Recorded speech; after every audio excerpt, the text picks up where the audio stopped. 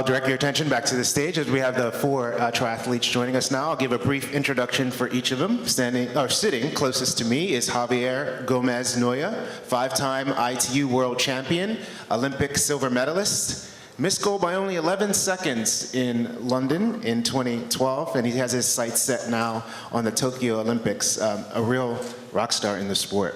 Next to Javier is Casper Storns, who won this event last year, the initial MS Amlin World Triathlon Bermuda here.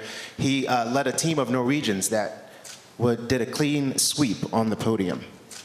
Next to Casper is Katie Zafaris. She won the ITU World Series in Abu Dhabi this year and has climbed in the rankings one place every year since 2015.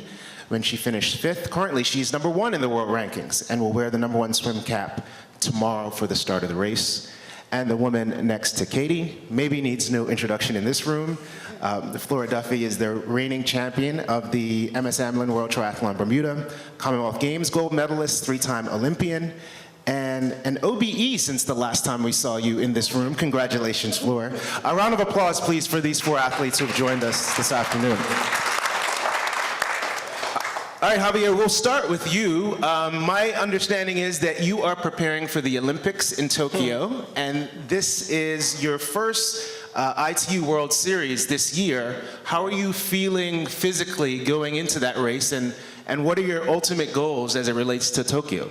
Yeah, I'm good. I'm excited to be back in ITU racing after a year of being more focused on longer distances. So yeah, this is my first race. My first big race this year, and the goal is to qualify for Tokyo. So yeah, I'll see how it goes, but obviously when you hit the start line, you just, you want to win the race, you want to try to do your best, and it's a great course. My first time here in Bermuda, and I love the course, so hopefully I can have a good one and make some improvements as well for the next races coming up. Were you more comfortable in this format or Ironman? Probably in this format, because I've been doing this for a long time, for many years, and these races are really tough, are really competitive, and I believe the best athletes in the world are doing this kind of racing, the best triathletes in the world. So yeah, it's a very tough competition that if you have a bad day, you can you can finish 20th or 30th. So it's it's very tight, it's very competitive, and you cannot make any mistake. Okay, Katie, let's go to you next. You, of course, won in Abu Dhabi this year. The last time we saw you, though, we felt some heartbreak for you because you had that sprint finish at the end with Vicky Holland, and you finished third. She got the better of you by, it looks like, less than a second, maybe. What are your hopes about this year's race? And Vicky's going to be back, too, of course. I hope to take some notes from Flora's race last year. I'm not sure if that'll actually happen, but yeah, I think I'm just going to try and race really aggressively, especially hopefully have a good swim, and then really push the bike from the start and make people really work if they want to race with me, and that's kind of my plan right now. All right, well, let's shift really quickly just to talk about your family, because I understand they're competing in the relay tomorrow, including your husband. And I'm not the smartest person in this sport, but if your husband rides the bike and Flora's on the bike tomorrow, who are you choosing to win that leg of the race tomorrow, your husband or Flora? Oh man, I already had some discussion with Flora about this. And just said that Tommy was going to come after her for it. But we figured out that they were actually in different races because my family's doing the sprint. They're not as tough as Flora. But no, Flora's doing the sprint. Oh, has this changed? We dropped out. I had to race Tommy. Oh, boy, well, I mean, now I have to get back to Tommy and give him my insight. He's not ready. Well, that'll be a fun element to watch tomorrow. All right, Casper, like Flora, you won here last year. You had to conquer Corkscrew Hill. And we understand, we have a photograph of you and some of your countrymen training for a hill ride, a lot like Corkscrew. I think you were in Sierra Nevada, Spain. Yeah. Can you tell us a little bit about your preparation, especially as it relates to that part of the race course? Yeah, we have done a race similar session. So we do like the Corkscrew Hill in like in seconds, how many seconds we did up the hill, and then we do like a bit lower, and then we do it several of times. So yeah, we done, it was a 20-minute session, so yeah, we did it several of times to simulate the hill and was this preparation different this year than you did last year, or is it the same? We did much the same this year to prepare for the course. Yeah. All right. So I also understand that you were training in high altitude, and you won last year. And I know that Flora lives in Colorado, where they have high altitude. Is this sort of a difference maker, Flora, for how you guys performed in the race last year? I don't know. I think it definitely does have an impact. I mean, obviously, it's a lot easier to breathe when you come down to sea level. I can speak for myself that it really helped me last year. I was at altitude only for about 3 weeks, or no, 2.5 weeks before this race, and I got a nice little boost, which I think really helped me race well here last year. Great. Let's talk a little bit about your injured foot. How is it feeling? What sort of timetable are you optimistic about for your return to full-time competition?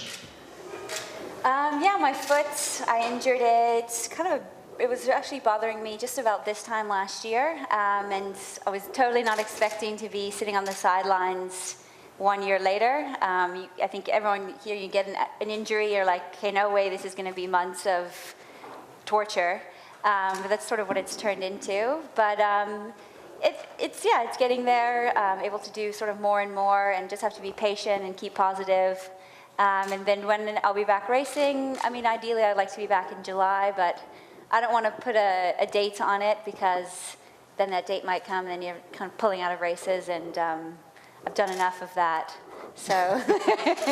And just a word about competing tomorrow in this relay with a young swimmer and a young sailor. I know you've been an advocate for making sure kids are exposed to this sport that you've become so great at. What will it mean to you to compete with them tomorrow?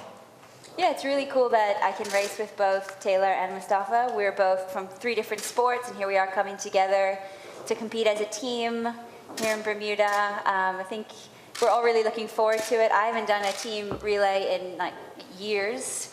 I don't know if those two have ever even done a triathlon, so I think it'll be pretty fun, and they're both incredible athletes, so yeah, it'll be a really neat experience. All right, great. So Javier, let's come back to you, because one of your countrymen, Mario Mola, is also one of the favorites or people to watch in this race. And you're sitting next to Casper, who will be racing with his Norwegian countrymen. Mm-hmm. In your sport, can having someone from the same country be an asset to you out on the course? Or is it every man for himself?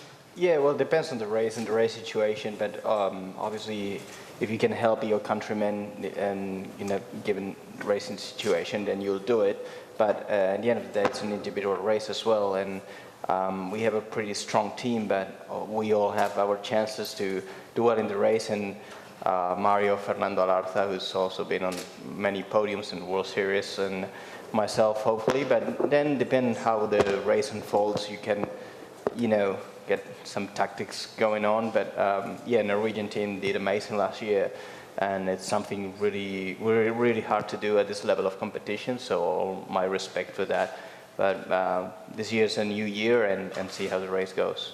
Okay. So Casper, when you and your fellow countrymen were going into the race last year, did you have a strategy of operating as a team? Was that part of the goal? Yeah, we always go into the competition and try to be together on a bike, and then we can use our strength, who is the bike, of course, and try to work together. And last year we were trying to do that, and we were actually planning to go together, but I went a bit earlier, and then Gustav and Christian just lay back in the field and relaxed a bit, and then they went for themselves when I had a quite big gap. So, yeah. I wondered just a little bit about what your expectations were going into the race last year, because we didn't spend a lot of time talking about you as somebody who would finish on the podium, and then of course you got the gold medal. Yeah, I didn't expect to win myself, but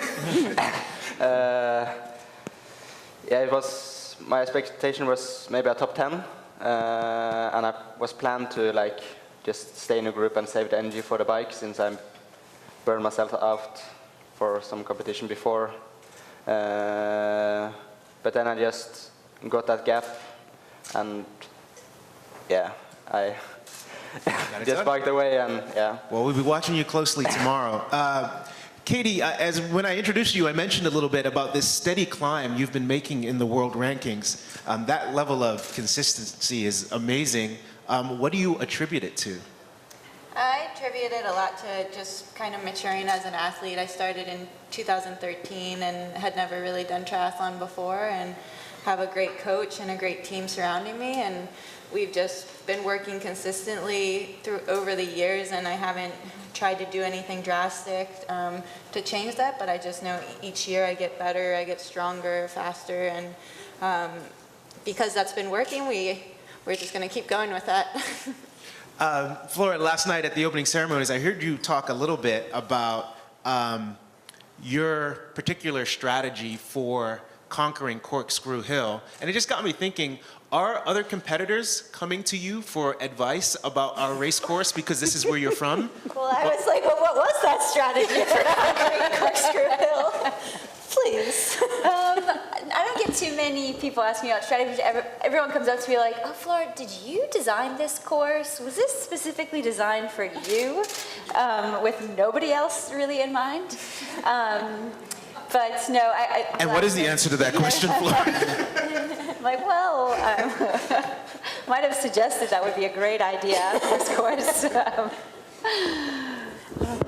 Okay, so we want to give the journalists in the room an opportunity to ask questions if there are any. I think we have a roving microphone for that purpose. Vicky has it over here. So if you have a question, just get Vicky's attention, and please introduce yourself and your media organization before asking your question. Thank you. Yes, good afternoon. Colin Thompson, Royal Gazette. And this question is for the man's defending champion, Casper. This year, a bit different. You're the defending champion. Does that add a bit more pressure to your task? Yeah, for sure. It is a bigger pressure than last year since no one knew who I was. And yeah, I think this year is going to be a lot harder to like get away on the bike since it is a more like better field on the bike with Howie and Johnny. So it's going to be harder to like go away on the bike and overall a better competition. And also, speaking about the bike, obviously, that's where you broke away last year. Take us back in that moment when you broke away. You know, what were your thoughts at that point? I was just thinking, just lay in my TT bar until they catch me and go up the hill on the power I was planning to do.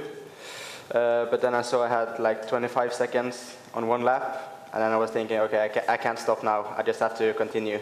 But after like 3-4 laps, I was quite feeling it a bit in the legs and maybe wanted to slow down in the hill. But then one of my teammates' dad was standing there with no t-shirt and was waving and saying, come on, you can do this. And then I couldn't stop and then just continue. And on the run, I was really just smashed, and I didn't thought I was gonna make to the top 10. Really? But then my coach said, you have just run 5 seconds slower than Christian and Gustav for the first 5K. And after that, I really couldn't run really. And finally, what are your general thoughts on the field? What? This year? What are your general thoughts on the field this year? I'm feeling better this year. I'm better trained and feeling overall much better. Okay, another question in the room? Yeah, sorry. No, go ahead. On the field, your competitors, what do you think of the field? What I think about the field? Yes, the field? yes, your rivals. Yeah, it's a stronger field this year than it was last year, for sure. Yeah.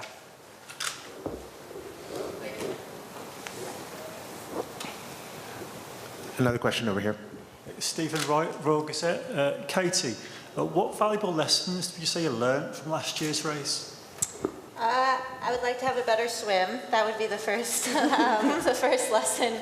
and just get out faster and make sure that I'm connected to the front group or the leader of the swim, or maybe even be the leader myself. And then I think what I saw from Flora is just how much commitment she had in those first couple laps, and I think that made a huge difference with the rest of the race. So like we weren't so far behind from the beginning, and then each time she just kept growing and growing the gap. And at the time I was like, oh, we have 10 people, we should be able to chase down Flora, and now I know that's not a smart thing to think. So yeah, just making sure to race assertively just from the get-go. As soon as I'm out of the water and on the bike, just go.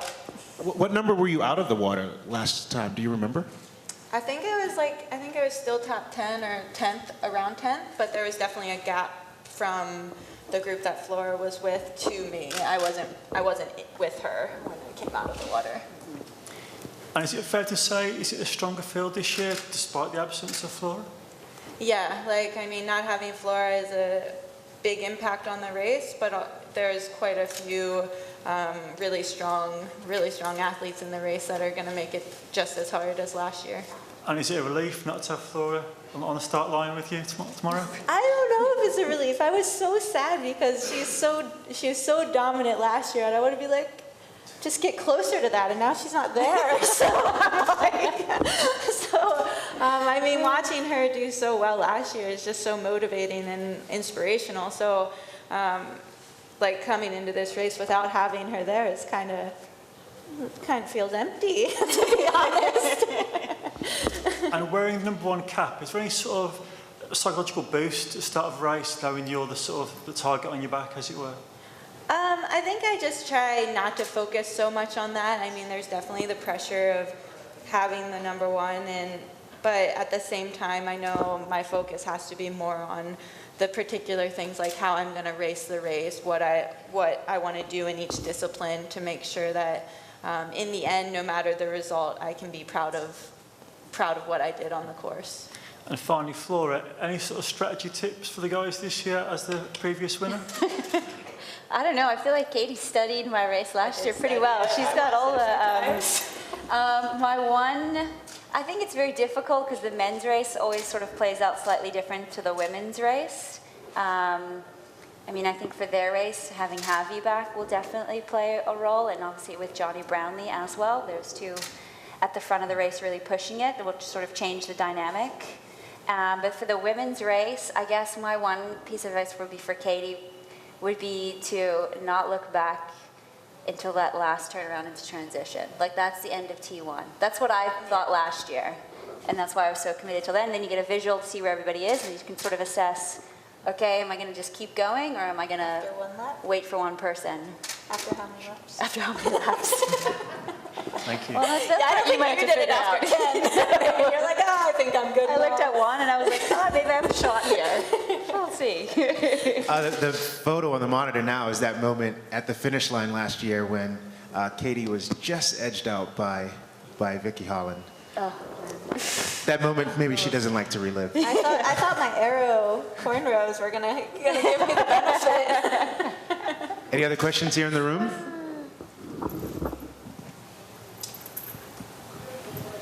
All right, a couple of stats for you. 15 out of 46 women who are competing tomorrow have medaled in the World Triathlon Series. 7 have won gold.